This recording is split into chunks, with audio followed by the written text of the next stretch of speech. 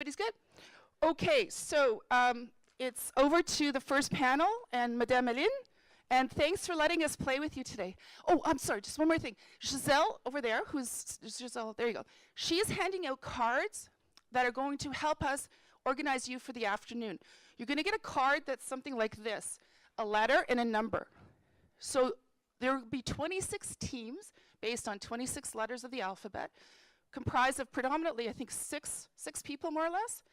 And we want you to get to know your tribe, your team, as soon as possible. So during the networking break, your team should be very close because Giselle is handing the coordinates out right now. So stick with your team because your team is going to be really important for the afternoon. Okay? Anything else? Did I miss anything? A to 6, B to 6, yes. Chris, did I miss anything from Algonquin College? Am I good? Am I good? Aline? Oh, panelist. Okay, merci beaucoup. We'll see you in a bit. Merci, Christia. Donc, nous avons notre premier panel et vous voyez afficher les questions, les premières questions que nous avons posées à nos panélistes. Et nous avons Alastair Sommerly qui va être cette fois-ci le facilitateur de ce premier panel. Then you will see that Alastair will be then one of the panelists in one other panel. But before we start, you're going to also to view two videos from Redit Abidi, who also answered some questions about this theme. So let's listen to Redit and then we will hear your perspective. Thank you.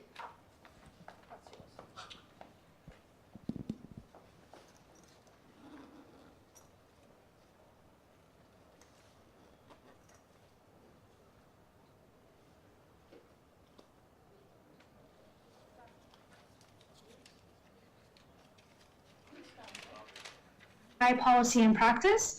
And this group is it's funded by the MacArthur Foundation. It started about a year ago, and it's a group of professors and graduate students who are working at this interface of AI and society, meaning that we're trying to understand the societal and ethical implications of working within the field of AI. So that's one group that immediately comes to mind.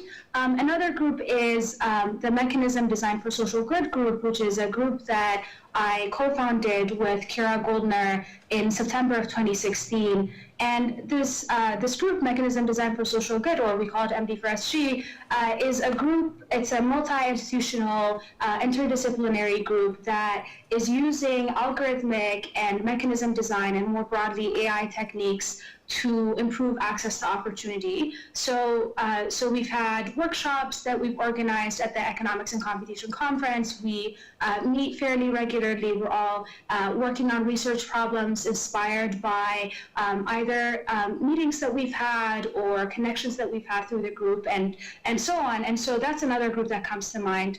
And for groups that I'm not involved in, over the past year, I've been learning more and more about research labs, and especially those located in African nations that are working on using AI for Africa. So we're working on problems that impact developing nations and impact their communities, the communities that they're living in, that they're currently living in. So one example is the AI for the Developing World Lab at Makerere University in Uganda, and it's led by Professor Ernest Mubazi. So that's one group that's also working on some questions that I think are very important and could be very influential in making AI more inclusive in terms of the questions that we're looking at. But you may have also heard about the African Masters in Machine Intelligence, AMMI. It's a master's program. It's an AI master's program that was founded by Mustafa Cisse, who's one of the co-founders of the Black and AI group, which we'll talk about in a little bit. And he founded this group, and it's they're going into their first class this year. So they're having their first batch of students. So that's one initiative that is aimed at aimed at diversifying the AI community and also diversifying the kinds of questions that we're going to look at. So there are many, many others. I think over the years we are seeing increased awareness about the need to make AI more inclusive and really a lot of great efforts to sort of tackle this problem from different ends. Bonjour tout le monde. One more clip and then go ahead, Lester. Sorry. Dangers of AI, and I'm sure a lot of the other panelists will also mention this. There are concerns about accountability for AI systems. So maybe I'll defer talking more about the dangers of AI to the other panelists. But I think we also need to talk about the opportunities because I think there's maybe not as much awareness about all the different ways in which AI could be useful in addressing some even long-standing questions related to society. So my research is focused on precisely this, not only thinking about the dangers of AI, but also the potential benefits of AI to improve societal welfare. And one core question that I think about is what can algorithmic and AI techniques how can algorithmic and AI techniques help us better understand socioeconomic inequality? So, I spend a lot of time in the sociology department here at Cornell, and I've had training in economics as well. And what I've learned through this training and exposure to the social sciences is that our measurement of economic welfare, of how well someone is doing, is necessarily incomplete. And so you might see that maybe we use information like people's income and wealth to measure their economic welfare. Maybe we focus on just their health dimension, or maybe we focus on like maybe their access to education or so on. And these are necessarily sort of one-dimensional measurements of how well someone is doing. But of course, we know that that economic welfare is multidimensional. We know that it's not just how much you earn, or it's not just your level of education or what occupation that you might have, but rather all of these things coming together that determines how, that determines individuals' welfare and how those might interact with your communities as well.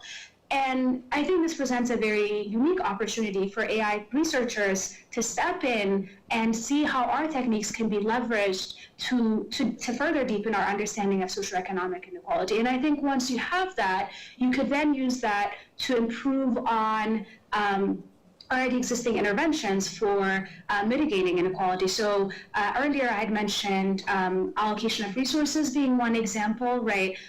There might be, for instance, government subsidies that you're trying to allocate, or some resource that you have that you want to allocate to people. And if you know the right questions to ask, or if you're able to ask better questions, then you're able to allocate those resources better and ensure a better outcome for everyone and for the society overall. So I think all of these present a pretty unique opportunity for AI researchers to contribute to the field of inequality and to contribute to better interventions, both in the allocation of resources, but also targeted education efforts to mitigate inequality. Try again. Bonjour tout le monde.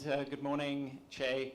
I know that most of you were at the session last night, so I'm going to circumvent all of the introductions from the individuals here, because I know that they will waffle on far too long. And just say to you that on my right, your left, I have Ian.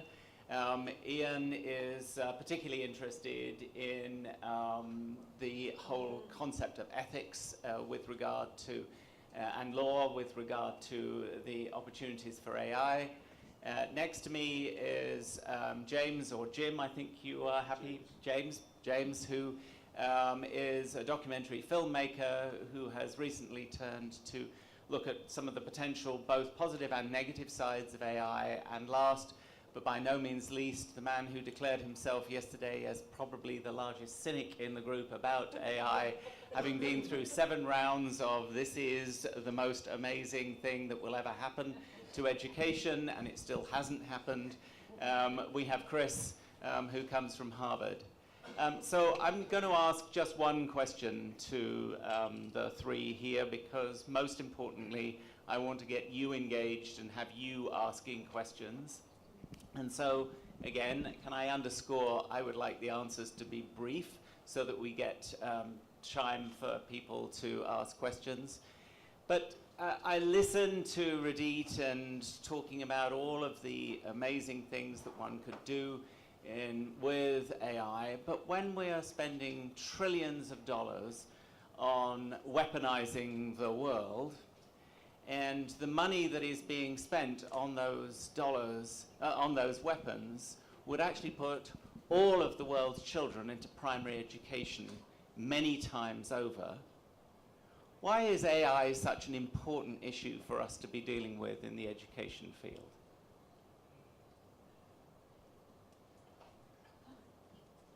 Could you rephrase that? Yeah.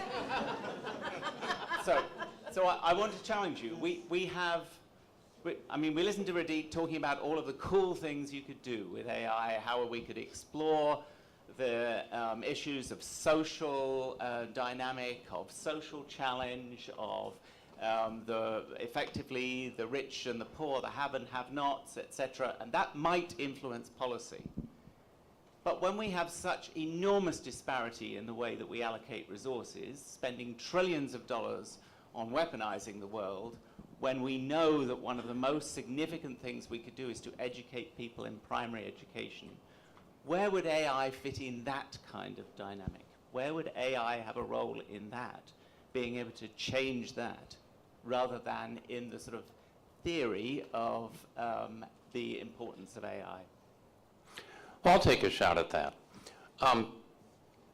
It's going to say a lot about what we want those primary children to learn and to know in terms of their knowledge, skills, and other attributes. So I want you to imagine that your GPS system gets infused with AI. And so it becomes an incredibly rich database of geotagged information about the location that you're in, not just where the roads are or where there's somewhere to eat, but everything that you can possibly know about what's immediately around you. And one thing that would mean is that we shouldn't be wasting time in primary education with kids learning the capitals of the states in the United States, or the capitals of the provinces, or any of that other information that's not foundational for any kind of higher order thinking, but that makes up a great deal of the curriculum because it's historically relevant and it's easy to measure. So instead, what would people focus on? Well, if you really have a very deep understanding of context, there's an enormous amount that you can do, whether you look at it through the lens of economics, sociology, anthropology, and all the other things that we might imagine, architecture. And the person is going to need to do that, because that GPS is not magically going to become someone who knows how to expertly use it. Instead, it's a bit like the sorcerer's apprentice. It's going to look for patterns in what you're trying to figure out. It's going to suggest things that might be helpful to you. It's going to have a bigger memory than you have, but it's not going to have creative thinking about what's going on in terms of what's happening. And somebody might say, well, what about chess? What about Go? Well, chess and Go are well-structured, rule-based games of perfect information, and AI does fine about that. Location-based knowledge is ill-structured, multidimensional, imperfect information, and relies a great deal on common sense to understand what's going on, all of which are very, very difficult for AI to accomplish. So just a couple more points. When you hook up that GPS to the Internet of Things, it is not suddenly going to become self-aware like the Terminator and wonder why this meat organism is giving it directions and drive us off a cliff. But it can be hacked by evil human beings who will drive us off a cliff. And so that's one reason why I'm not giving up my professional driver, anytime in the near future. Could this device be used to widen inequalities in society? Absolutely. If I'm part of the elite and I have that super GPS, think of the kinds of investments that I would know how to make, or think of the kinds of ways that I could manipulate what's happening around me in my local environment. So back to the elementary school, I don't want to have students learning what the AI is going to know other than as foundational knowledge, because that's John Henry competing with the steam engine. I want them to know how to use that kind of sorcerer's apprentice at their fingertips to avoid widening the gap between the haves and the have-nots. Either of you want to take that on? I'm not sure AI has a lot to offer those primary kids. In fact, I would encourage them to turn around and walk the other way, because the jobs of the future will be taken by a lot of AI and by a lot of automation. Price Cooper's Waterhouse has one estimation. McKinsey has another. Everybody's got a number. A number I ran into this morning was that by 2030, between 400 and 800 million jobs would be replaced by AI. So those kids shouldn't be carrying around. They should either be hardcore programmers and get into the game and be robotics engineers and go study tort law for autonomous vehicles. But I would encourage them to do the other thing, and that's to do the things that AI will never do, and that's interpersonal communication, that's emotional intelligence, that's creativity and curiosity.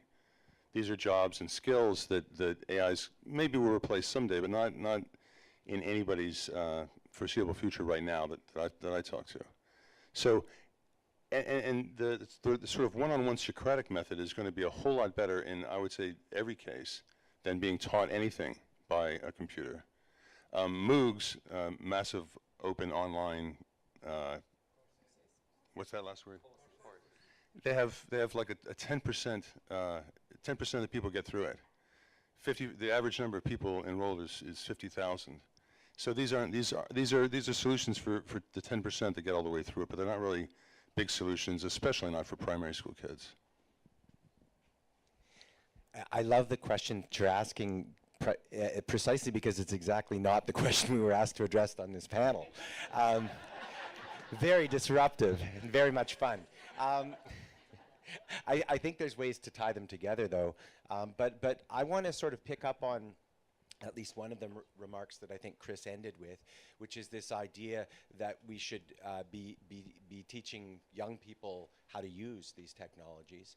And I just want to expand the concept of use in what we're talking about. To me, although hopefully, I'm not quite maybe billed as cynically as you are, Chris, but I have been known to be cautiously apocalyptic. And what I would say with respect to this is I'm hoping that in trying to frame and answer this question, it's not too late to do this. But it seems to me that the preliminary questions that we need to be asking are not being asked at this point in time.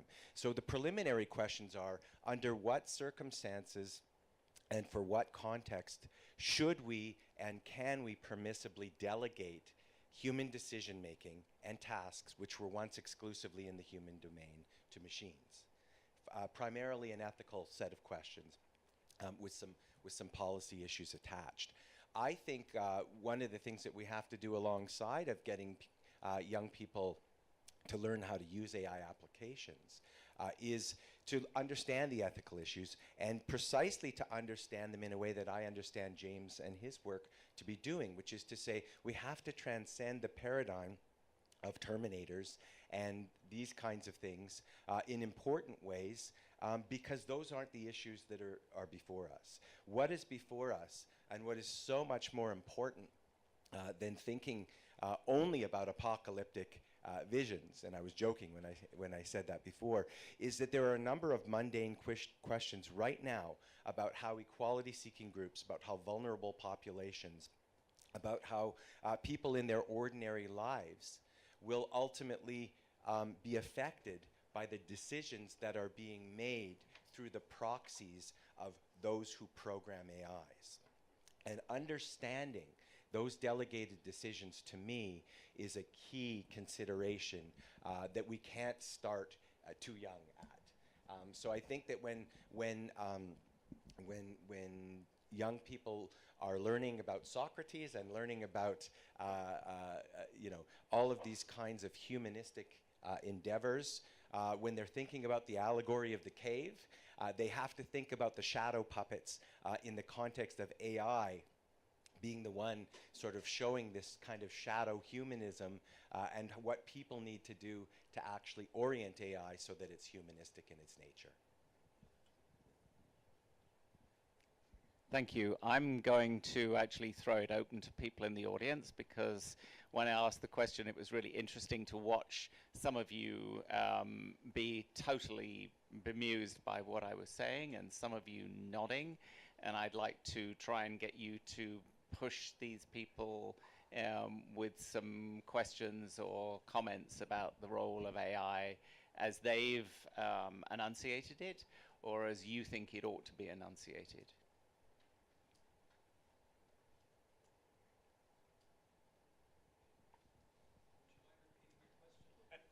Yeah, ask questions of these guys. Doesn't matter, I want you to ask questions. These people have put out a vision about where AI might be, so ask them questions, challenge them on it, pass your own comments on it. Yeah. I'm just curious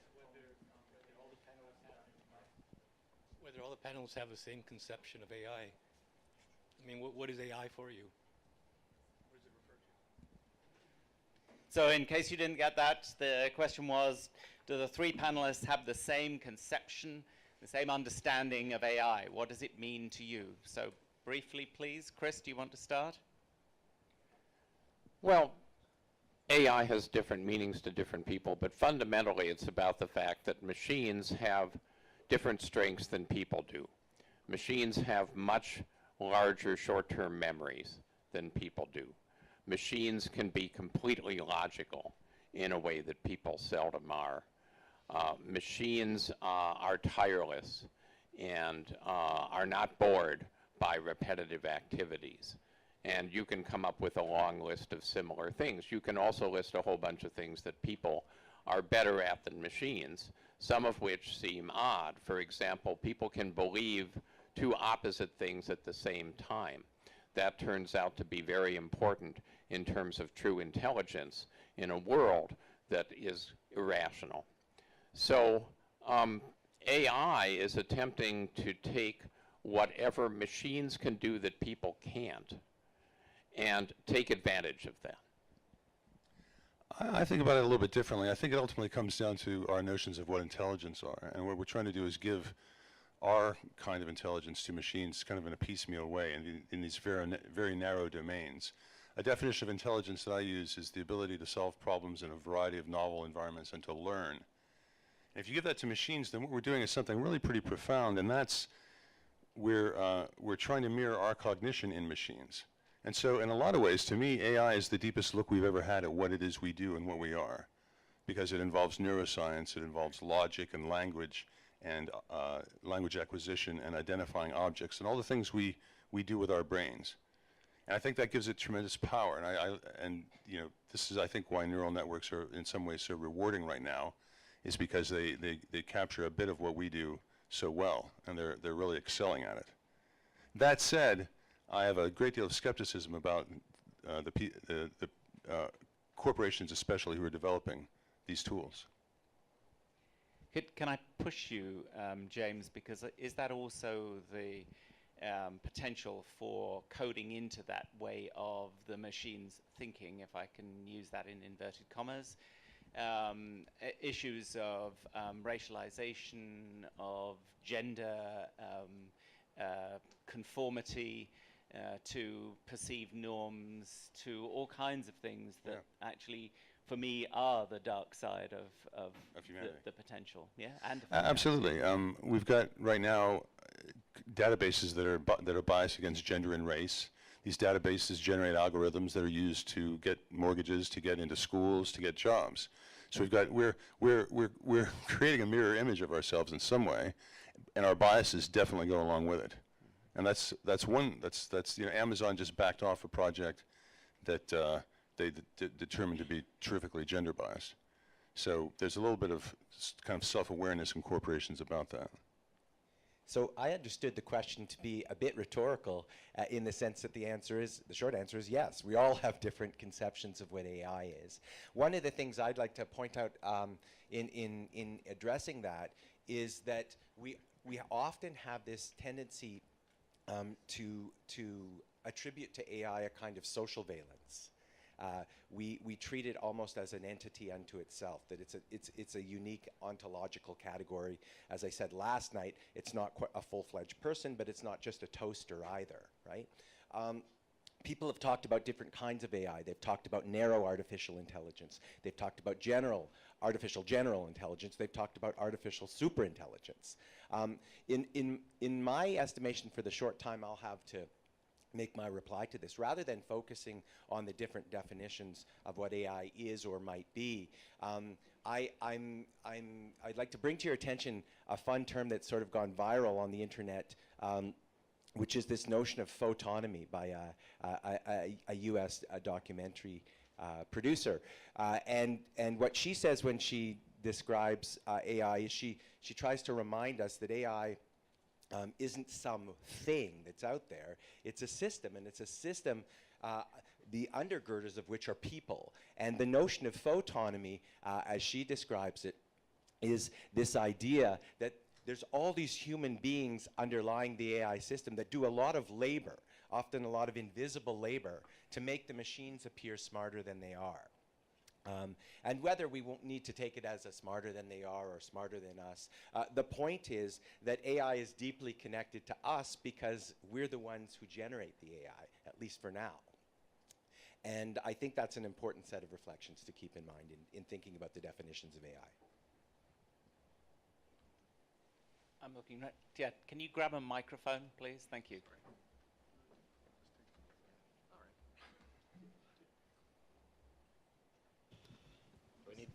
Hello? Okay.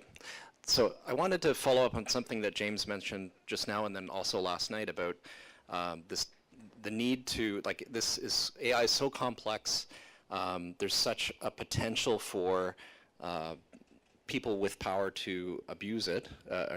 So are there ways that when we look back at other challenges that our society has faced, are there situations where we've done a good job like regulating something like AI that we can draw on as we're trying to figure out how do we strike a balance between making sure that all the power is not just with Googles and the Amazons and also serves the interests of society as a whole?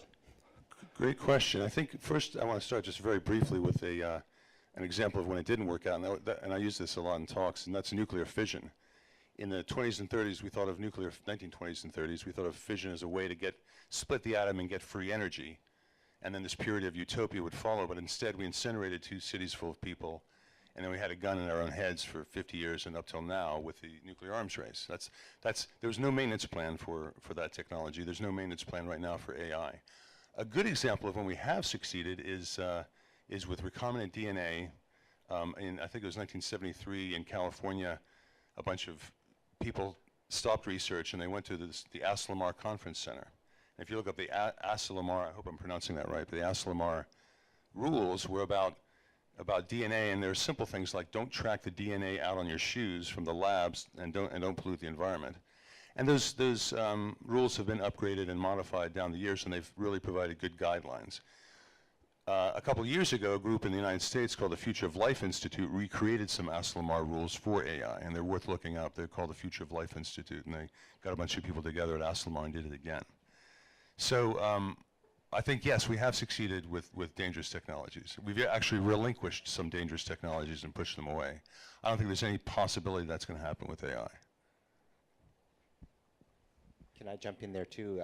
Yeah, no, I think we do have certain models that have been very helpful. So for example, in the context of privacy, there are data protection principles which have gone global. Canada has enacted its own legislation as a corollary of the OECD guidelines that were produced in the 80s. In fact, that template is often used for what are now being called AI impact assessments. And so we do have some principles, but I think I'd like to point out at the same time that a lot of the kinds of questions that are going to arise with respect to AI are going to be questions which are novel. And this is why my life is dedicated. I teach a course called Robot Law, and it's dedicated to teaching the next generation to start thinking about how we solve problems in a discipline like law, which is so backward looking. You know, how does the law decide outcomes? Common law judges look to previous cases back in history to try to figure out what to do about the future. Legislators look back to the original intent of people doing that. And we need to find ways to sort of grab the future and pull it into the present and think about some of those things. And there are techniques for doing those. We probably don't have time to go into them now. I could have a one-off conversation with you. But I guess the basic message that I'd love to get across is that we shouldn't throw our hands up in the face of new technologies and think that this is just too novel or complex to regulate. That's what we said about the internet 20 years ago, and we learned very quickly that of course the internet would be regulated just like everything else. And so I'm hoping, as some of the smartest people in this room, which are concentrated in the first couple rows, that you guys will also grab the mic and get into this conversation as well, instead of letting the adults hog the whole thing. And just to jump in very quickly, if the data that's analyzed is available to everyone, and everyone understands how to analyze it, then the opportunity to distort is removed. And if AI does not have to be put in charge of decisions. I'm comfortable with an AI robot vacuum cleaner deciding what pattern to use in sweeping the floor. But there's no reason why mortgage decisions need to be made by an AI when they could be made by a group of people representative of the larger stakeholders who have AI assistants to help them understand the data. So I think that there's a kind of technocentrism here that I find troubling. Chris, I have Chris here in the back, but just before, I want to leave hanging the challenge that putting the data out and having people analyze it will create a self-correcting awareness, which I think is what you were saying, because I don't believe that's what's happening at the moment in the world of politics at all. The data are available, we can all analyze it, and we continue to see all kinds of perversions around the data and interpretations. Christia, I know you have some comments. So, I'd like to draw your attention to the screen.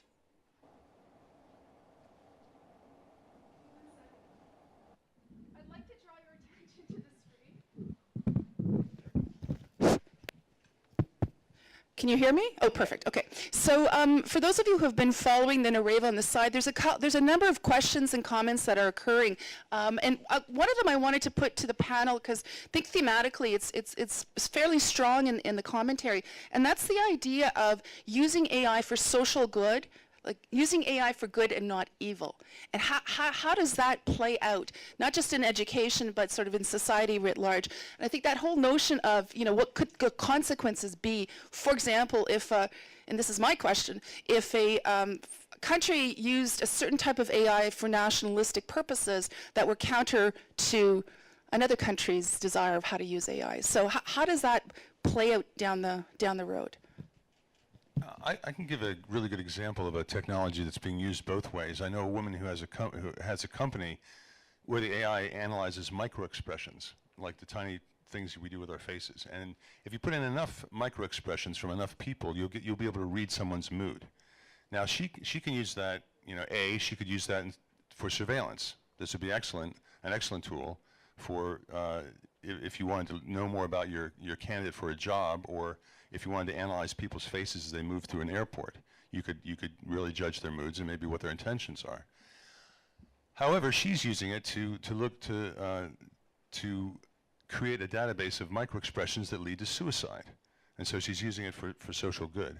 And this is the thing about so many of these powerful AI applications. For every socially good use, there seems to be 10 other uses, especially Department of Defense uses. And unfortunately, the deep pockets are creating products. They're not necessarily trying to create things for social good. And the people who are generating a lot of the really powerful AI don't really have the social good in mind. They have quarterly reports in mind. I think it's also important to say what is good and what is evil, because inevitably there will be a spread of views about what is good and what is evil, even in this room, that is very much based on the individual's perception of those things. So, I mean, it's really absolutely challenging, I think, to be able to say, how could you use this for good? Because not all of us would agree that that's a good use, which takes me back to Ian's comments that there are some really fundamental questions that we need to ask about what are we prepared to give to the technology side to be able to run and manage. Question over here, Lynn. I wanted to follow up on Ian's. Can everybody hear me? No, not quite Can yet. I think you have to speak really close to the mic. Really close to the mic. Yeah. Okay. Well, actually, there. Yep, you're good. There. Okay. So, with regards to Ian's comment, you were talking about how, in order to develop law, I guess, around AI, we need to look to the past. And in education, we do very much the same thing, don't we? We look at to how we learned and what we know, and that's what we teach our learners. Yet the way we're preparing them, by the time we use, for example, in university, we use a lot of research in order to teach them. We know it takes 3 years, 4 years to publish a paper. By the time it gets into the classroom, it's maybe 2, 3 years down the line. By the time the learners get through this material, it's already surpassed, especially in this age of technology. So how do we prepare our learners to be able to shape the future, a future that doesn't exist yet or is about to exist? How do we do that? Yeah, you might not like my answer very much, but I think in many ways we have to keep doing what we're doing. And I'll give you an example. I don't necessarily mean in the context, well, I do as a law professor, I absolutely mean that. And let me give you give me a chance to defend the claim. Go ahead. All right? So when I started being a professor in the late 1990s, there was this thing. It was called the internet. It was a big deal, and people thought that it was unregulable and that we'd never sort of know how to deal with this wild, wild west, as it was called at the time. And there were many of us many people in that debate that were saying, forget about regulation of the internet. That would be like asking King Canute to make the tides retreat. And then there were some of us who were saying, no, we'll regulate the internet. It's not going to be easy to figure out at first, and it's moving at lightning speed. But eventually the norms will settle. And a colleague of mine who's very famous in our field by the name of Lawrence Lessig wrote a paper in 1995. And he was talking about the question of free speech on the internet at that time. And he talked about the First Amendment as it's referred to in the United States. And he said, if we were to cast the First Amendment into silicon today, he's saying in 1995. In other words, if we were to try to write the laws all at once in a hurry, we would fundamentally get it wrong. And the reason that we would get it wrong is because it takes time for the norms to inculcate and for the culture to develop and for us to understand the culture that is developing around those norms. And so he prescribed as a result of that, and it's something I've been very much in agreement with and believe as well, that common law is actually a really good mechanism for dealing with this. Common law is based on these decisions, of which precedents are built, small incremental decisions upon which large changes in society are made. And so that's a decision-making mechanism that has actually served us pretty well in our ability to accommodate new technologies. Not well in the sense of people who are impatient and think we've got to get it right away and write the rules all at once.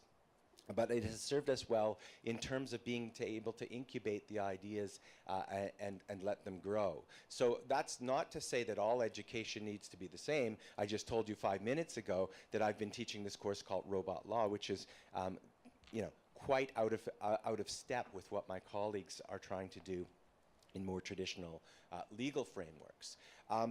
But I think those are the things that we do. We think about problems incrementally, and we learn about them as things go on. And if we're so wowed or overwhelmed by a particular technology, as we continue to do as Chris very well said last night, in these cycles, these repetitive cycles, what we end up doing is forgetting all the things that we did learn in the past. And I worry that the story ends the way that Raiders of the Lost Ark ended, the first Indiana Jones movie, right? They get the Ark, and what do? They warehouse it in a place where nobody remembers anything like that. So we have to maintain our wisdom that we've developed, and we have to carry it forward. And I don't think that means just simply abandoning the past and radically rewriting everything, for what it's worth. Yep. Can you get a microphone? No, they just, if you hold up your hand, they will know which microphone it is, I think, so they can, you should be good now. Yep. Can you hear me? Yep, we can. Obviously, you can. So my question is to Chris Leve, and I'd just like to follow up on elementary school education and how AI, that we need to change the way we teach and we educate our kids. I guess I would like to, hoping that it's going to be an ongoing change, that it's not going to be disruptive, that we are not. May I learn what would be the steps that you would recommend that should be done to, I guess my concern is especially I don't see clear rubric around assessing those 20% skills, and I don't see much awareness around maybe teachers how to assess them. And one is what would be the steps to go to that path. The second question would be if you have the power to just erase everything and do something, what would be the model that you would recommend? Well, first, there's a number of resources available now that are thoughtful overviews about what people really need to know to function well in the 21st century. Not just kids, but people whose careers are going to disappear and need to think about another career. I would refer to, in the last year, Pearson and a British think tank called NESTA came out with a report on Education 2030 that talks about the core cognitive skills. A couple months ago, the OECD came out with a report on 2030 that talks about the core intrapersonal and interpersonal skills that are central for the 21st century. The reason they're picking 2030 is that kids that start in kindergarten in 2018 are going to be graduating around 2030. So that's the perspective that they're taking. The U.S. National Research Council report from 2012 on education for life and work in the 21st century is another good overview. And all of these reports are saying pretty much the same thing, which is that there are human skills that machines don't do well, and we need to focus on preparing people for a division of labor in which they partner with tools that do the things that people don't do well, and allow people to do much more. So what would I change? I think that things like Montessori education, which goes back 100 years, are a really good place to start. It's personalized, and you hear a lot of talk about personalization now. In Chicago, Leap Innovations has a very good framework for personalized learning that emphasizes student agency, because how you learn how to be creative and how to have initiative and how to do leadership and how to handle conflict resolution and how to work with other people is to start doing it, and to start doing it when you're very, very young. And the technologies can provide ways of supporting that, even though skilled teachers are always going to be at the heart of it. I think the biggest problem in education is not that we can't keep up with the research, but that we don't follow anything that's in it. In the year 2000, the U.S. National Research Council published its second most popular report ever called How People Learn. And in 2005, they published How Students Learn in science, mathematics, and history, pointing out that those three are completely different. And a month ago, they published How People Learn version 2.0, which brings in much that's happened in neuroscience and much that's happened in understanding culture, sense how people learn we published. So the principles are all there. What we need to do is all there. The problem is that we're not doing it, and AI cannot fix that, but we can. Can I go further, Chris, and say that I think the systems are set up so that we beat out of the older students all of those inventive things that we were teaching in the Montessori type education, so that they become, and I'm going to use the term, much more white male thinking in the way that they behave, which is one of the reasons why we have still a glass ceiling for women being involved in leadership positions, why we don't have racial equality in action, because we actually have a system that is designed quite specifically to make everybody the same at the end when everybody thinks differently. I have a question over here. Just stick your hand up. Yeah, you should be good. I have a comment and a question. I think that coming back to the 21st century skills and listening to Chris and the research, I believe that we need to shorten the gap and have researchers work more closely with practitioners. And when we hear, we need to be doing the same things, I think there are some things that we're doing good, but I think there's a lot that needs to be changed. And we also need to shorten that gap with students. And when I talk about students, I'm not just talking about having them participate in events like today, but really developing student agency. And that's at the elementary, secondary, and post-secondary level. So if we think that all of the ones that are responsible for all of the programs have all of the answers, I think we're wrong in thinking that way. And I think that students, whether they be at the elementary or post-secondary education, have some answers for us to be working with. And when we talk about 21st century skills, I mean, we have in our board grade 1 students doing coding. And so when they're coming to the university, and I'm going to put my mother hat on, I have 2 students that are at university, and I won't mention which ones, it's 2 universities, and one is at college. And the one in university, because I will ask questions, of course, I'm an educator in innovation, so I will ask questions. And my oldest one in university just had an exam not too long ago, and he doesn't always go to his class. And I says, well, why not? Aren't you interested? And I said, well, they're just reading the slide. And so he read the slide, and he got an A on his exam and not being in the classroom. So I think there's a different way of teaching at all levels, whether they be in grade 1 or at the university or 4th year program university. So I think there's a lot of things that we need to change. We're doing it where we are with the French Catholic Board. And the thing is, the 21st century skills is what you need to foster and develop. So with our students, whether they're 4-year-olds or 18-year-olds, we develop critical thinking, and we've been developing this for over 7 years. It's not about the technology. We're talking about AI today. We'll be talking about something else at lunchtime.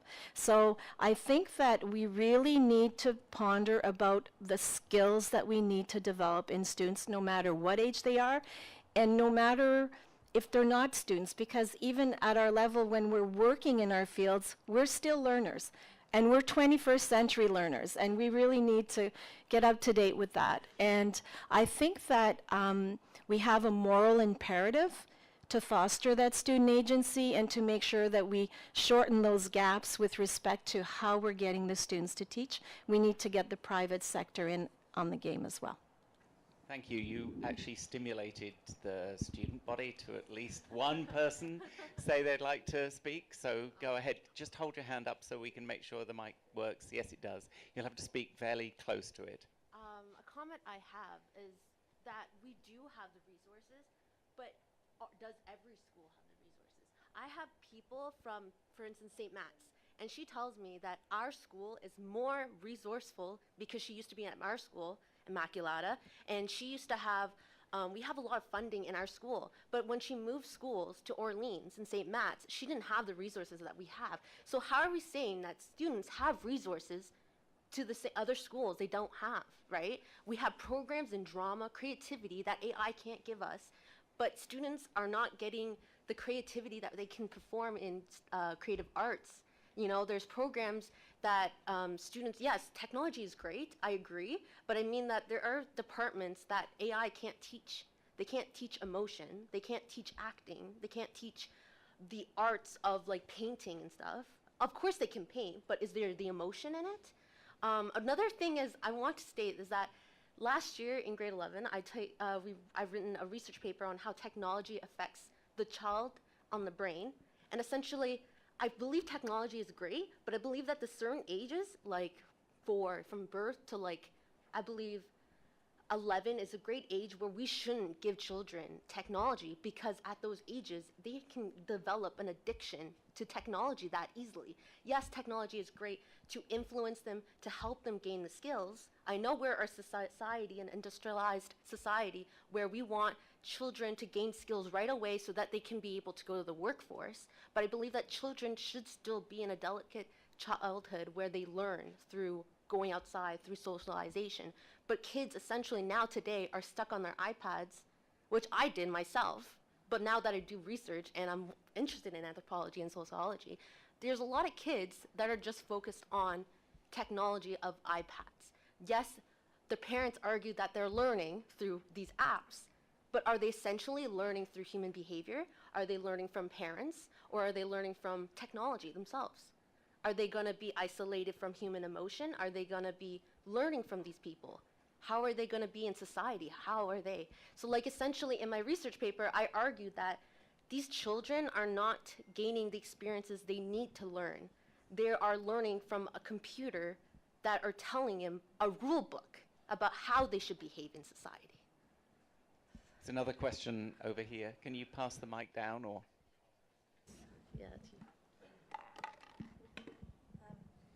So, I have a question from the panelists. For the panelists. That's kind of related to what has been said. How do we know what skills are going to be useful? How do we know that the child learning through the iPad isn't the future? How do we know what skills are going to actually help these children succeed later in life? How do we know what to teach them? So for the last 10 years, my colleagues and I have been building what we call immersive authentic simulations. For the middle school, we've built 3 curricula that involve students being ecosystem scientists. So they might be sitting in a middle school classroom in the middle of the winter, but through a technology interface that's like an internet game, they're at a pond together in the middle of the summer trying to figure out why all the fish died at the pond. And it's authentic. It's not a game. It's an opportunity to behave as an ecosystem scientist and do the things that ecosystem scientists do. And what we found, not surprisingly, is that when you support them properly, all middle school students can function at upper high school or even lower college level in terms of learning ecosystem science, as well as learning a bunch of soft skills that go along with that. The 4th curriculum now is 3rd and 4th grade. Not only are we throwing in virtual ecosystems, but we're throwing in computational modeling, where you first observe a species, and then you see if you can use an appropriate programming language in order to develop a model of the species. And the kids are eating it up and behaving much like 7th or 8th graders would. So again, you see that with proper supports, all kids can do a lot more than they're getting given credit for.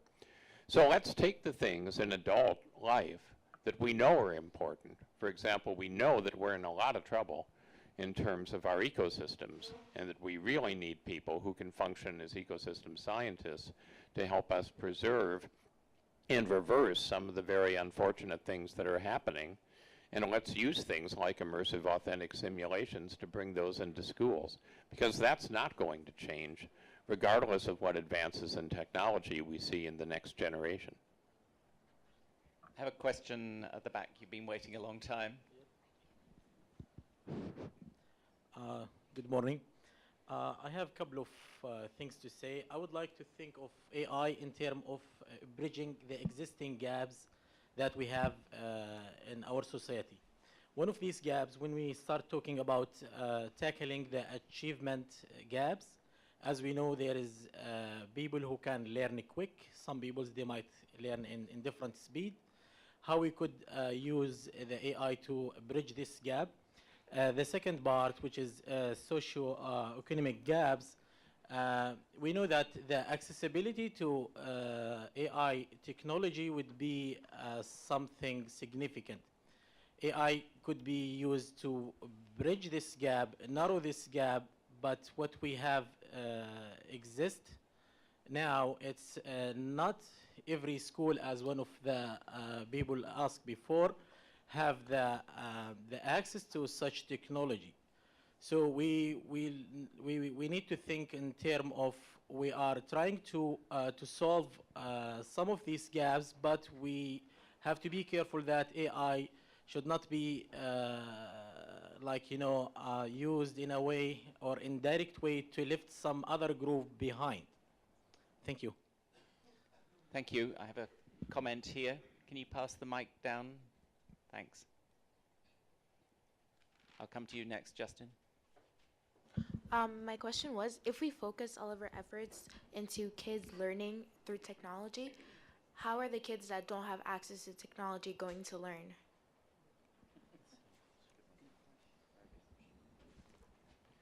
Well, the answer to that is simply that we have to remediate the fundamental injustices of differential access to powerful things, whether those are technology, whether those are good teachers, whether that's the kind of nutrition and safe neighborhoods that pervade life outside of school.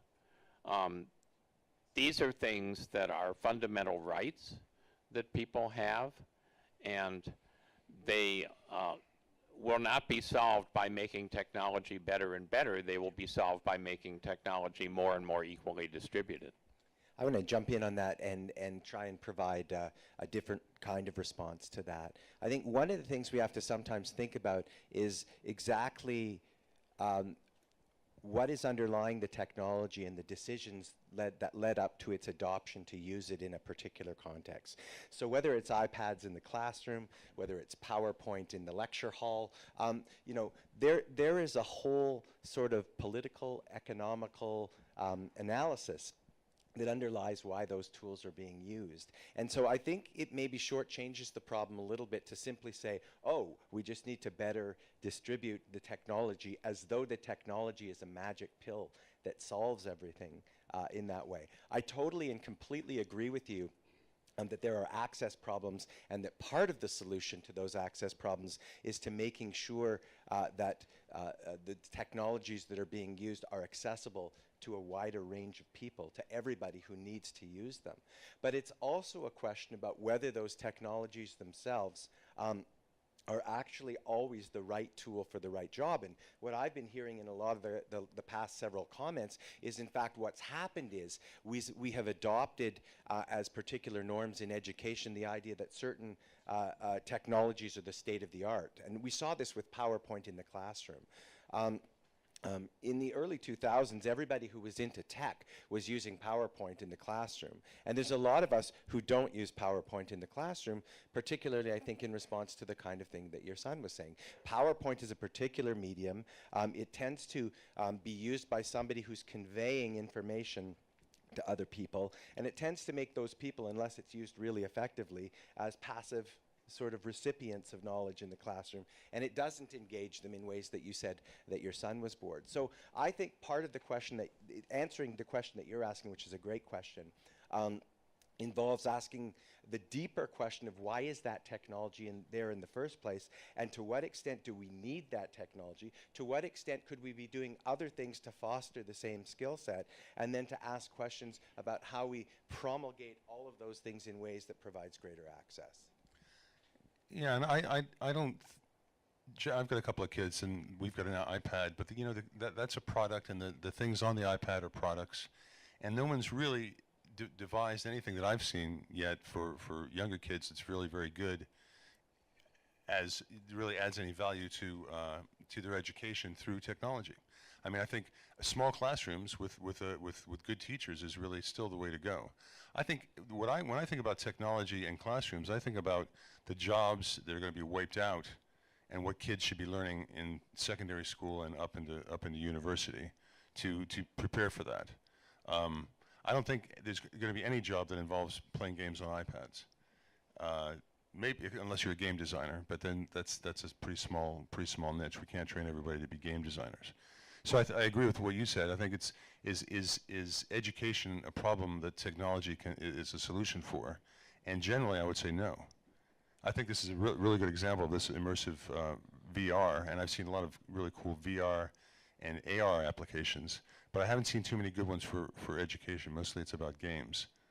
So I think maybe we're asking the wrong question. Maybe we should be asking a little bit about how is education going to have to change in order to get kids ready for a different world without the kind of jobs that they used to be able to have. But I think part of the same narrative is to ask the question, how will education change in order for us to figure out whether the world ought to be changed in this way that changes those jobs for people? There's such a giant economic wind propelling AI that I don't think we're not really as in charge as we could be. Well, I agree that we're not as in charge as we should be, but I think that's part of what education ought to be able to do. It's to provide the students with the kind of agency that was spoken about earlier, to empower them in that way, rather than to be speaking of these technologies as though they're inevitable or that they stand alone, or like the internet, we can't command. It's like asking us to command the tides to retreat. I just think that I don't think I disagree with you that much. I just think there's a critical layer of questions here about whether these technologies ought to be adopted, whether they're inevitable. And what I'm hearing from some of these guys is they're saying, well, you know what, some of these technologies actually aren't that helpful to us that are being used today. And so although people, think that we're in the 21st century because we have iPads in the classroom, that's not what's fixing the problem.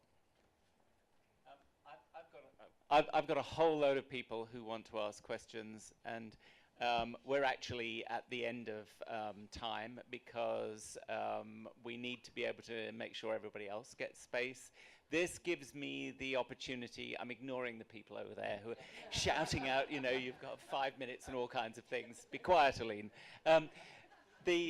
What I would like to do, though, is to encourage you to come and talk to the panelists. And although Ian said I began with a disruptive question, I would just like to highlight the fact there were 3 questions that were asked in this session. They were, to what extent does the drive towards ever-increasing development of AI displace traditional skills, knowledge, and expertise? What impact does this have on current educational offerings? And what societal safeguards might we need to avoid this kind of disruption? And I think the panelists have answered all 3 of those questions, and you have challenged them to think about those questions effectively. So could I ask you to provide a round of applause and thank the panelists for what they have done. We now have a coffee break, but I would encourage you to come and barrack these 3 with their questions. And thank you very much for your participation. And I apologize to at least the 5 people who I cut off from asking questions. Thanks. Thank you, Alastair. Thank you all for all our panelists. And I want also to let you know that the break is on the other side of this hall. But you will see also one of our colleagues under the banner Ideation 6. And if you want to still push some ideas on which we should be thinking of